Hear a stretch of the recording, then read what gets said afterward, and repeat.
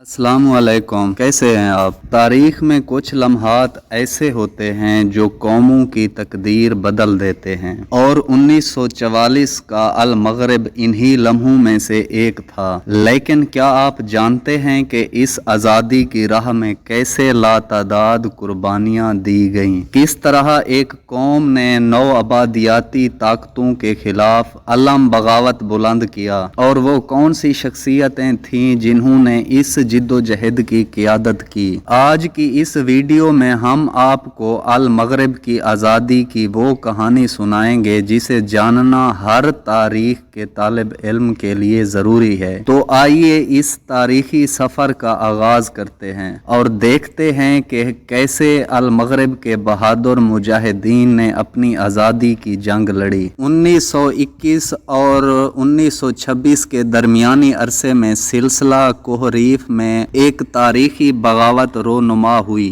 जिसने अल मगरिब की आज़ादी की राह हमवार की। इस बगावत की क़ियादत एक जुर्रतमंद शख्सियत मोहम्मद बिन अब्दुल करीम खताबी ने की, जिसका मकसद हिस्पानवी नौ आबादियाती हुक्मरानी से निजात हासिल करना था। ये बगावत जमहूरिया रीफ के क़याम का बायस बनी, जो अल मगरिब के तारीख में एक अहम मोड़ साबित हुई। रीफ के जंगजू ने बड़ी दलेरी के साथ हिस्पानवी अफवाज का मुकाबला किया और हिस्पानवी फौज को बहुत ज्यादा जानी नुकसान उठाना पड़ा। सिर्फ जुलाई और अगस्त 1921 में हिस्पानवी फौज ने 13,000 से ज़ायद फौजियों को खो दिया था, लेकिन हिस्पानवियों ने अपने कब्जे को बरकरार रखने के लिए हर मुमकिन कोशिश की।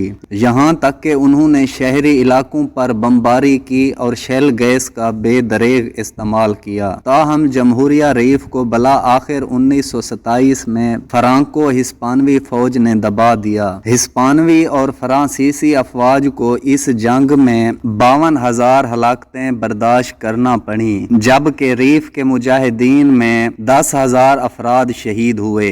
ये बगावत ख़त्म हुई, लेकिन अल मगरिब के अवाम की आज़ादी की तड़प ख़त्म नहीं हुई। 1943 में इस्तक़लाल पार्टी की बुनियाद रखी गई, जिसका मकसद अल मगरिब की आज़ादी हासिल करना था। रियासत मुत्तहिदा की हिमायत के साथ इस्तक़लाल पार्टी ने नौ आबादियाती हुक्मरानी के खात्मे के लिए भरपूर कोशिशें की। अल मगरिब के कौम परस्तों ने अक़वाम मुत्तहिदा में लॉबिंग करते हुए आलमी सतह पर नौ आबादियाती निज़ाम के खिलाफ मुहिम चलाई। इस्तक़लाल पार्टी ने अल मगरिब की कौम परस्त तहरीक की क़ियादत संभाली और आज़ादी के ख्वाब को हकीकत बनाने की राह हमवार की। 1953 में एक अहम मोड़ आया जब अल मगरिब के सुल्तान मोहम्मद बिन यूसुफ को फ्रांस ने जला वतन कर दिया और इनकी जगह गैर मकबूल मोहम्मद बिन अरफा को मुकर्रर कर दिया गया। इस इक़दाम ने अल मगरिब के अवाम में शदीद गम व गुस्सा पैदा किया। फ्रांस और हिस्पानवी अफवाज की मुखालफत में शिद्दत आ गई और सबसे ज्यादा तशद्दुद वजदा के इलाके में हुआ,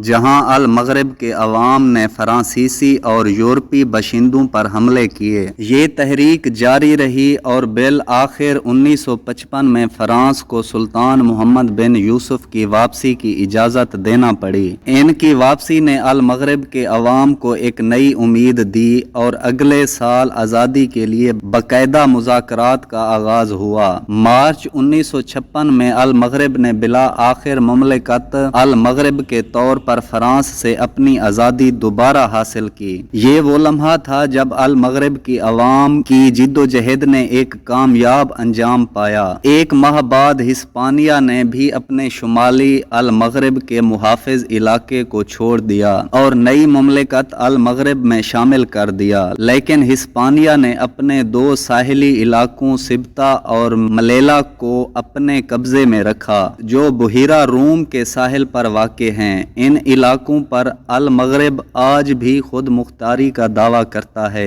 अल मगरिब की आज़ादी एक तवील और कठिन जिद्दोजहद का नतीजा थी, लेकिन ये एक कौम के अज़्म और हौसले की दास्तान है जिसने अपनी आज़ादी के लिए हर कीमत अदा की। अल मगरिब की आज़ादी के बाद इस नई मुमलिकत को एक चैलेंज का सामना करना पड़ा। दाखिली मसाइल, सियासी कशमकश और माशी मुश्किलात ने इस नौ आज़ाद रियासत को आजमाइशों में मुब्तला किया, लेकिन इन तमाम चैलेंजेस के बावजूद अल मगरिब ने अपनी आज़ादी को मजबूत करने की राह अपनाई। आज़ादी के बाद अल मगरिब में क्या हुआ, इस दिलचस्प दास्तान पर हम अगली वीडियो में तफसील से बात करेंगे, क्योंकि अगर हम इसे यहाँ शामिल करें तो वीडियो बहुत लंबी हो जाएगी। लिहाजा हमारे साथ रहिए और अगली वीडियो में जानें कि मुमलिकत अल मगरिब ने किस तरह अपनी आज़ादी के बाद की मुश्किलात का मुकाबला किया। इस वीडियो को लाइक करें, सब्सक्राइब करें और हमारी अगली वीडियो देखना ना भूलें।